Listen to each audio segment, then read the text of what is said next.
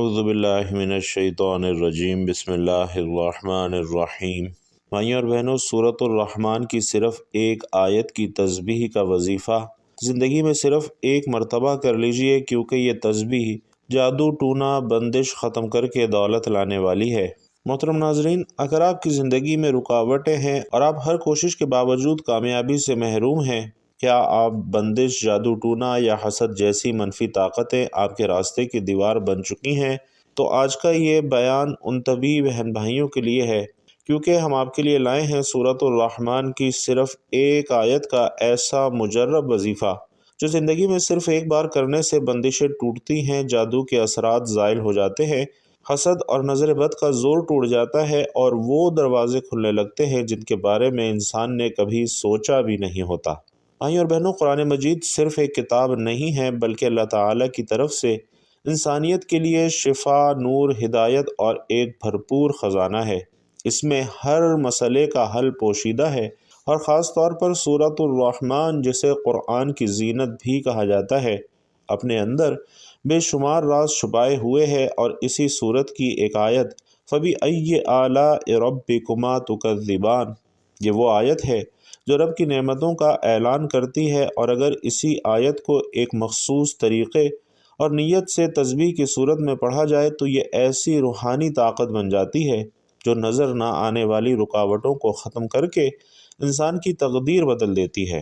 بھائیوں اور بہنوں، اب تک ہزاروں لاکھوں افراد نے اس آیت کے وظیفے کو آزمایا ہے اور گواہی دی کہ ان کے بند کاروبار چلنے لگے، بند نصیب کھل گئے، ان کے رشتے ہونے لگے، قرض اتر گیا، دشمن دب گئے، اور سب سے بڑھ کر ان کے دل کو سکون ملنے لگا۔ ناظرین، روحانی ماہرین اور علماء کرام نے بھی اس بات کی تصدیق کی ہے کہ اللہ کی نعمتوں کا شکر ادا کرنے والی یہ آیت اگر دل سے پڑھی جائے تو نہ صرف دنیا کے معاملات سنوارتی ہے بلکہ آخرت کو بھی روشن کرتی ہے۔ اگر آپ زندگی میں ایک ایسا روحانی عمل کرنا چاہتے ہیں جو برسوں کی بندش، جادو ٹونے اور رزق کی رکاوٹ اور بے سکونی کو ختم کر دے، تو یہ تسبیح آپ کی زندگی کا وہ موڑ ثابت ہو سکتی ہے جہاں سے کامیابی، دولت، سکون، عزت اور اللہ کی خاص مدد کا آغاز ہوتا ہے۔ تو بھائیوں اور بہنوں، انتہائی قیمتی بیان ہے، ضرور سنیے گا، اور آگے بڑھنے سے پہلے ایک پیارا اور مختصر سا درود صلی اللہ علیہ وآلہ وسلم خیر و برکت کے لیے کمنٹ باکس میں ضرور لکھ دیجئے۔ ناظرین کرام، یاد رکھیے کہ یہ تسبیح زندگی میں صرف ایک مرتبہ کرنی ہے، مگر اس کے اثرات انشاءاللہ پوری زندگی قائم رہتے ہیں۔ احادیث مبارکہ کا مطالعہ کرنے سے پتہ چلتا ہے کہ چھوٹی چھوٹی نیکیوں پر بڑے بڑے ثوابوں کی بشارتیں ہیں۔ اسی طرح کئی ایسے اعمال بھی ارشاد فرمائے گئے ہیں کہ جن کا ثواب تو ہے ہی، ساتھ ہی رزق میں برکت، وسعت اور کشادگی بھی ملتی ہے۔ اسی طرح قرآن پاک کی ایک بہت ہی پیاری صورت ہے، اگر اس صورت کی ایک آیت کا وظیفہ بتائے گئے طریقے کے مطابق پڑھیں گے تو اللہ کے فضل و کرم سے آپ کو دولت اور عزت کی فراوانی ملے گی، یعنی اللہ تعالیٰ آپ کے لیے ایسے اسباب پیدا کرے گا کہ آپ کی پیسے کے متعلق ہر پریشانی دور ہو جائے گی اور انشاءاللہ آپ کی ہر خواہش پوری ہو جائے گی۔ اس آیت کے کمالات دیکھ کر آپ لوگ خود بھی حیران رہ جائیں گے، غیب سے دولت والے ہاتھ آپ کے پاس آ جائیں گے۔ تو محترم ناظرین، آج تمام کام چھوڑ کر یہ ایک آیت کا وظیفہ جس ترتیب سے بتا رہا ہوں، اسی ترتیب سے آپ نے پڑھ لینا ہے، کیونکہ یہ انتہائی مجرب اور طاقتور وظیفہ ہے۔ اگر نسلوں کو بٹھا کر کھلانا چاہتے ہیں، اگر چاہتے ہیں کہ کروڑوں روپے کی برسات ہو جائے، پیسہ ہی پیسہ آ جائے، آپ گنتے گنتے تھک جائیں لیکن پیسہ ختم نہ ہو، کیونکہ بھائیوں اور بہنوں، پیسہ انسان کی بنیادی ضرورت ہے، اور پیسہ نہ ہو تو زندگی میں سکون نہیں ہوتا اور بندہ ہر وقت پریشانیوں میں گھرا رہتا ہے کہ اخراجات کہاں سے پورے کروں۔ تو یہ وظیفہ لازمی کیجئے، بے حد آسان سا وظیفہ ہے جو کہ آپ کی پریشانیوں، آپ کے مسائل اور آپ کی تنگ دستیوں کو انشاءاللہ جڑ سے ختم کر دے گا۔ بھائیوں اور بہنوں، اللہ پاک جب کرم کرتا ہے تو انسان کی عقل دنگ رہ جاتی ہے۔ معجزے کرنے والی ذات صرف اللہ کی ہے، تو ہمیں بس ہر نعمت پر اللہ کا شکر ادا کرنا ہے۔ یہ وظیفہ اللہ تعالیٰ کے بابرکت ناموں اور قرآن پاک کی ایک پیاری سی سورت کی ایک آیت کا وظیفہ ہے، اور اس وظیفے کو کرنے سے انشاءاللہ انسان کی ہر پریشانی حل ہو جاتی ہے، ہر مشکل ختم ہو جاتی ہے۔ یہ وظیفہ آپ اللہ تعالیٰ کی ذات پر مکمل یقین رکھتے ہوئے پڑھیے گا۔ آپ نے مایوسی کا شکار نہیں ہونا، انشاءاللہ آپ کی جیب خالی نہیں رہے گی اور آپ کے کاروبار میں خوب برکتیں ہوں گی۔ بھائی اور بہنوں، اس وظیفے کو آپ کسی بھی دن کسی بھی وقت پڑھ سکتے ہیں۔ اگر آپ چاہیں تو زیادہ دن بھی یہ عمل کر سکتے ہیں، لیکن ایک دن کے عمل سے ہی انشاءاللہ آپ کو خوب فائدہ ہوگا اور ایک دن کا وظیفہ کرنے سے ہی آپ کے مسائل حل ہونا شروع ہو جائیں گے۔ سورۃ الرحمن، جس کا نام اللہ تعالیٰ کے خوبصورت ترین ناموں میں سے ایک نام پر رکھا گیا ہے، اس صورت میں خدا کے فضل کی مثالیں دی گئی ہیں اور اللہ کے مختلف تحائف کی اہمیت کو دہرایا گیا ہے۔ سورۃ الرحمن ہمیں رحمت الہی کے تصور پر غور کرنے کی ترغیب دیتی ہے۔ اللہ رب العزت نے ہمیں مختلف تحائف دیے ہیں اور بھائیوں اور بہنوں، یہ دنیا بھی ایک تحفہ ہے۔ درخت، کھانا پینا، ہمارے ارد گرد کا ماحول، ہوا، پانی، صحت مند جسم اور دماغ، خاندان، دوست، احباب، یہ سب ایک تحفہ ہے، لیکن ہم ان سب کو قدر کی نگاہ سے نہیں دیکھتے، اور سورۃ الرحمن ہمیں یہ یاد دلانے میں مدد کرتی ہے کہ اس طرح کے تمام احسانات ایسی چیز نہیں ہیں جن سے ہم غفلت برتیں۔ یہ آیت دہرانے سے کہ یہ تمہاری رب کی نعمتیں ہیں جنہیں تم جھٹلاتے ہو، یہ صورت ہمیں بتاتی ہے کہ ہم اپنے رب کی کسی نعمت کا انکار نہ کریں، تو تم اپنے رب کی کون کون سی نعمت کو جھٹلاؤ گے؟ ناظرین، اس وقت کے مطابق کافر مسلسل اور مکروہ طور پر حق کا انکار کر رہے تھے اور مسلمانوں پر کھلے عام تشدد کر رہے تھے۔ تم اپنے پروردگار کی کون کون سی نعمت کو جھٹلاؤ گے؟ در حقیقت کافروں کے لیے ایک مستقل نصیحت تھی جو ضرر اور ناشکری میں اندھے تھے اور مسلمانوں پر بغیر کسی اشتعال حملہ کرتے اور قتل کر دیتے تھے۔ سورۃ الرحمن اللہ رب العزت کی رحمتوں کی لامحدود فہرست کو انتہائی خوبصورتی سے پیش کرتی ہے کہ دلوں کو چھو لیتی ہے اور سچے ایمان والوں کی آنکھوں میں آنسو لے آتی ہے۔ بھائیوں اور بہنوں، انسانوں میں حق کو نظر انداز کرنے کی کمزوری ہے۔ ہم جانتے ہیں کہ ہر چیز فانی ہے، لیکن اس کے باوجود ہم دنیاوی دولت اور اثاثوں کے حصول میں دیوانہ ہیں۔ ہمیں اس بات کا علم ہونا چاہیے کہ زندگی میں ہمارے پاس جو کچھ ہے وہ مشکل نہیں ہے۔ ہمارے خاندان اور دوست احباب ہمیں چھوڑ سکتے ہیں، اچھی صحت میں کمی آ سکتی ہے، ہماری دولت ختم ہو سکتی ہے، لیکن پھر بھی ہم مغرور اور متکبر رہتے ہیں۔ سورۃ الرحمن بار بار ہمیں اللہ کا شکر ادا کرنے کی یاد دلاتی ہے، کیونکہ ہمارے پاس جو کچھ بھی ہے وہ ہمارے لیے اللہ کا تحفہ ہے۔ تو ہمیں چاہیے کہ ہم نیک اعمال میں مشغول ہوں اور اللہ ہی کو راضی کرنے کی کوشش کریں۔ ہمیں یہ بھی معلوم ہونا چاہیے کہ مسلمان ہونے کی حیثیت سے سورۃ الرحمن کو دل سے سیکھنا امن و سکون کا باعث ثابت ہو سکتا ہے۔ اپنے آپ کو اللہ کے مختلف احسانات کی یاد دلا کر ہم تناؤ اور ذہنی دباؤ کا مقابلہ کر سکتے ہیں اور اپنے ایمان کو مضبوط کر سکتے ہیں۔ سیدنا جابر رضی اللہ تعالیٰ عنہ فرماتے ہیں کہ رسول کریم صلی اللہ علیہ وسلم اپنے اصحاب کے مجمع میں ایک روز تشریف لائے اور سورۃ الرحمن کی اول سے لے کر آخر تک تلاوت فرمائی۔ صحابہ کرام چپ چاپ سنتے رہے تو آپ صلی اللہ علیہ وسلم نے فرمایا کہ تم سے تو جنات ہی اچھا جواب دیتے ہیں۔ میں نے جب بھی ان کے سامنے یہ سورت تلاوت کی تو جب بھی میں یہ آیت پڑھتا کہ تم اپنے پروردگار کی کون کون سی نعمت کو جھٹلاؤ گے، تو وہ کہتے، اے ہمارے پروردگار، ہم تیری نعمتوں میں سے کسی نعمت کو نہیں جھٹلاتے، تیرے لیے ہی تمام تعریفیں ہیں۔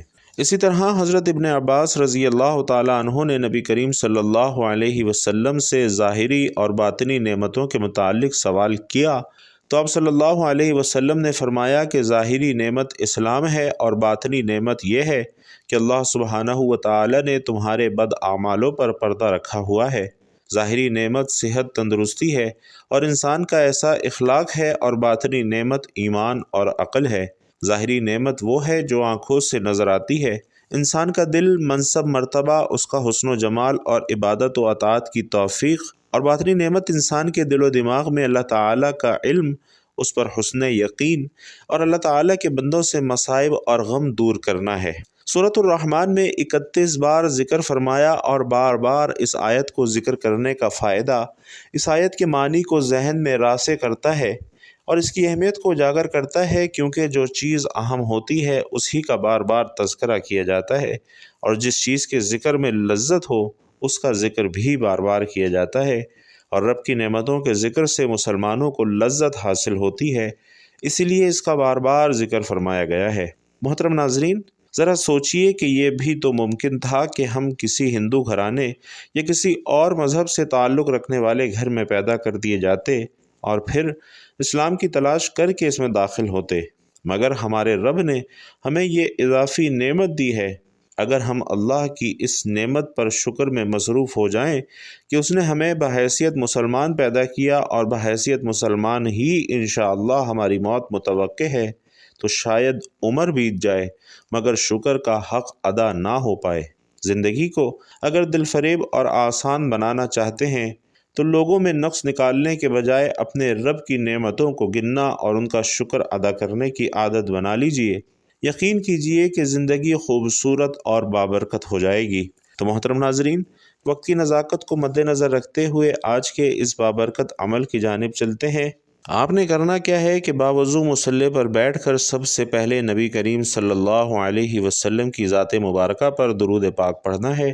درود پاک ناظرین آپ کوئی سا بھی پڑھ سکتے ہیں۔ آپ چاہیں تو آسان اور مختصر سا درود صلی اللہ علیہ وآلہ وسلم پڑھ لیں یا صلی اللہ علی محمد پڑھ لیں، یا پھر نماز والا درود یعنی درود ابراہیمی پڑھ لیں۔ چونکہ درود ابراہیمی کی فضیلت تمام درودوں میں سب سے زیادہ ہے اور پیارے آقا صلی اللہ علیہ وسلم بھی تمام درودوں میں درود ابراہیمی کو ہی سب سے زیادہ پسند فرماتے تھے، لہٰذا سب سے فضیلت یہی ہے کہ آپ درود ابراہیمی ہی پڑھیں۔ خیر و برکت اور ثواب کی نیت سے میرے ساتھ بھی درود ابراہیمی پڑھ لیجئے۔ اللہم صلی علی محمد وعلی آل محمد کما صلیت علی ابراہیم وعلی آل ابراہیم انک حمید مجید۔ اللہم بارک علی محمد وعلی آل محمد کما بارکت علی ابراہیم وعلی آل ابراہیم انک حمید مجید۔ حضرت ابن مسعود رضی اللہ تعالی عنہ سے روایت ہے کہ رسول اللہ صلی اللہ علیہ وسلم نے فرمایا کہ قیامت کے دن لوگوں میں سب سے زیادہ میرے قریب وہ ہوگا جو سب سے زیادہ مجھ پر درود بھیجے گا۔ تو ناظرین، ہمیں درود شریف زیادہ سے زیادہ پڑھنا چاہیے، اور ویسے تو درود شریف کسی بھی وقت کی قید کے بغیر کثرت کے ساتھ پڑھنا چاہیے، تاہم بعض مواقع ایسے ہیں جہاں اس کے پڑھنے کی خصوصی تاکید کی گئی ہے، اور ان میں سے کچھ تو مشہور ہیں جیسا کہ اذان کے بعد، خطبہ جمعہ وغیرہ کے بعد، اور ان کے علاوہ مزید کچھ اور مواقع بھی ہیں۔ حضرت فضالہ بن عبید رضی اللہ تعالی عنہ بیان کرتے ہیں کہ نبی کریم صلی اللہ علیہ وسلم نے ایک شخص کو نماز میں دعا کرتے ہوئے سنا، اس نے آپ صلی اللہ علیہ وسلم پر درود نہ بھیجا، چنانچہ آپ صلی اللہ علیہ وسلم نے فرمایا کہ اس نے جلد بازی کی ہے، اور پھر آپ نے اسے بلایا اور فرمایا کہ تم میں سے کوئی شخص جب نماز پڑھ لے تو سب سے پہلے اللہ تعالیٰ کی تعریف بیان کرے، پھر یہ کہ حضور پاک صلی اللہ علیہ وسلم پر درود بھیجے، اور اس کے بعد جو چاہے اللہ سے مانگے۔ اسی طرح حضرت عمر بن خطاب رضی اللہ تعالیٰ عنہ فرماتے ہیں کہ بے شک دعا آسمان اور زمین کے درمیان معلق رہتی ہے، اور دعا اوپر نہیں چڑھتی جب تک کہ نبی کریم صلی اللہ علیہ وسلم پر درود نہ پڑھ لیا جائے۔ تو محترم ناظرین، آپ نے انتہائی عقیدت اور محبت سے درود پاک پڑھنا ہے، اور درود پاک پڑھنے کے بعد آپ نے سب سے پہلے اپنے مقصد کی نیت کرنی ہے۔ مثال کے طور پر آپ نیا گھر چاہتے ہیں، اس کی نیت کر لیں، نئی گاڑی چاہتے ہیں اس کی نیت کر لیں، یا آپ کو کوئی بڑی رقم درکار ہے تو آپ اس کی نیت کر لیں، اپنے بیٹے یا بیٹی کا کہیں اچھی جگہ رشتہ کرنا چاہتے ہیں تو اس کی نیت کر لیں، آپ کی اولاد نافرمان ہے اور آپ اپنی اولاد کو فرما بردار بنانا چاہتے ہیں، شوہر نافرمان ہے، آپ کی بات نہیں مانتا تو آپ اس کی نیت کر لیں، یا اسی طرح آپ ان ساری حاجات کی اکٹھی نیت بھی کر سکتے ہیں۔ الغرض جو بھی آپ کا مقصد ہے، جو بھی حاجت ہے، جو بھی ضرورت ہے، اس کی نیت کیجئے، اور اس کے بعد ایک بار تعوذ اور ایک بار تسمیہ یعنی اعوذ باللہ من الشیطان الرجیم بسم اللہ الرحمن الرحیم پڑھ کر وظیفے کا آغاز کرنا ہے۔ اور سب سے پہلے نمبر پر جو وظیفہ آپ نے پڑھنا ہے وہ وظیفہ حسبنا اللہ و نعم الوکیل ہے۔ ناظرین، یہ آپ نے 11 مرتبہ پڑھنا ہے، اور جب آپ 11 مرتبہ حسبنا اللہ و نعم الوکیل پڑھ لیں، اس کے بعد آپ نے دوسرے نمبر پر جو وظیفہ پڑھنا ہے وہ وظیفہ اللہ تعالیٰ کے صفاتی نام یا رزاقو کا وظیفہ ہے۔ یہ وظیفہ بھی آپ نے 11 مرتبہ پڑھنا ہے، اور جب دوسرے نمبر پر 11 مرتبہ یا رزاقو کا وظیفہ بھی پڑھ لیں، اب آپ نے تیسرے نمبر پر کون سا وظیفہ پڑھنا ہے؟ تو ناظرین، تیسرے نمبر پر آپ نے سورۃ الکوثر کی تلاوت کرنی ہے۔ بسم اللہ الرحمن الرحیم انا اعطیناک الکوثر फसल्लि लिरब्बिका वन्हर इन्न शानिअका हुवल अबतर।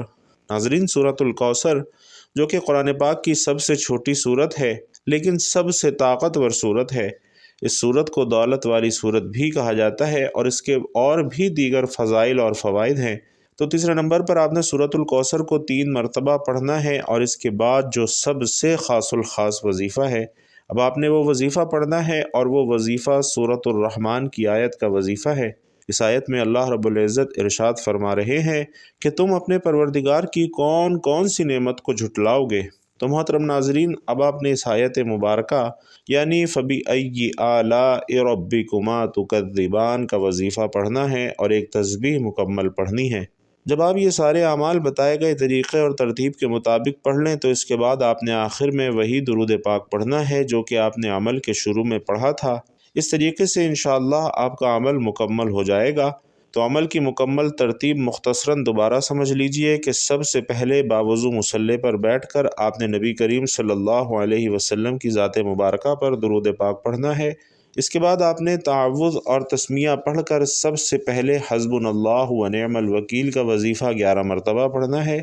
इसके बाद दूसरे नंबर पर 11 मरतबा ही या रज़ाक़ू का वजीफ़ा पढ़ना है। तीसरे नंबर पर 3 मरतबा सूरतुल कौसर पढ़नी है और फिर आखिरी और चौथे नंबर पर कुरान मजीद की सूरतुर रहमान की आयत मुबारका फ़बिअय्यि आलाइ रब्बिकुमा तुकज़्ज़िबान 100 मरतबा पढ़नी है और फिर आखिर में वही दुरूद पाक पढ़ना है जो आपने अमल के शुरू में पढ़ा था। इसके बाद नाज़रीन, आपने रो रो कर गिड़गिड़ा कर अल्लाह रब्बुल इज़्ज़त से दुआ मांगनी है और अपनी सारी हाजात, सारी मुश्किलात अल्लाह के गोश गुजार कर देनी है। इन तमाम हाजात को आपने अल्लाह से पूरा करवाना है, सिर्फ़ अपने लिए नहीं बल्कि सारी उम्मत मुस्लिमा के लिए आपने दुआ करनी है। भाइयों और बहनों, इस अमल की बरकत से इंशाअल्लाह आपकी तमाम परेशानियां दूर हो जाएंगी और तमाम हाजात इंशाअल्लाह पूरी हो जाएंगी। ख़याल रखिएगा कि ये वजीफ़ा आपने बावज़ू हालत में ही करना है। ये वजीफ़ा इंशाअल्लाह आपकी तमाम मुश्किलात को जड़ से उखाड़ फेंकेगा और आपके रिस्क में इंशाअल्लाह बेपनाह इजाफ़ा करेगा। और नाज़रीन, ये वजीफ़ा आपने अल्लाह ताला की ज़ात पर कामिल यकीन और मुकम्मल एतमाद रखते हुए करना है, क्योंकि जब आप अल्लाह रब्बुल इज़्ज़त की ज़ात पर यकीन रखते हुए कोई वजीफ़ा करते हैं, कोई अमल करते हैं, तो अल्लाह रब्बुल इज़्ज़त भी आपके लिए वहाँ से बंदोबस्त करता है जहाँ से आपने कभी सोचा भी नहीं होता। लिहाजा अल्लाह की ज़ात पर कामिल यकीन रखते हुए ही ये वजीफ़ा कीजिएगा और अपनी तमाम ज़रूरियात उस रब के आगे रख दीजिएगा। इंशाअल्लाह आपकी जो भी हाजत होगी, जो भी ज़रूरत होगी, अल्लाह तबारक व तआला ज़रूर पूरी फरमाएगा। अल्लाह रब्बुल इज़्ज़त से दुआ है कि हम सब को नेकी की बात सुनने, समझने और उस पर अमल करने की ताकत और तौफ़ीक़ मरहमत फ़रमाए। मेरा सुनाना और आपका सुनना अपनी बारगाह में कबूल व मंजूर फ़रमाए। अल्लाह रब्बुल इज़्ज़त हम सब को 5 वक्त की नमाज बाजमात अदा करने की तौफ़ीक़ नसीब फ़रमाए। अल्लाह ताला तमाम बीमारों को शिफ़ाए कामिला आजिला अता फ़रमाए। तमाम मक़रूज़ों का कर्ज़ जल्द से जल्द अदा करवाए। तमाम मुसीबत में घिरे मुसलमान भाइयों और बहनों की मदद फ़रमाए। अल्लाह ताला उन तमाम लोगों को जो बे औलाद हैं साहिब औलाद करे, नेक सीरत और नेक सूरत औलाद फ़रमाए। और जो मेरे बहन भाई साहिब औलाद हैं, अल्लाह रब्बुल इज़्ज़त उनकी औलाद को उनका फरमा बरदार, नेक और आँखों को ठंडक देने वाला बनाए। अल्लाह रब्बुल इज़्ज़त हमारी तमाम दुआओं को अपने प्यारे हबीब सल्लल्लाहु अलैहि वसल्लम के सदक़े और वसीले से कबूल व मंजूर फ़रमाए। आमीन या रब्बुल आलमीन।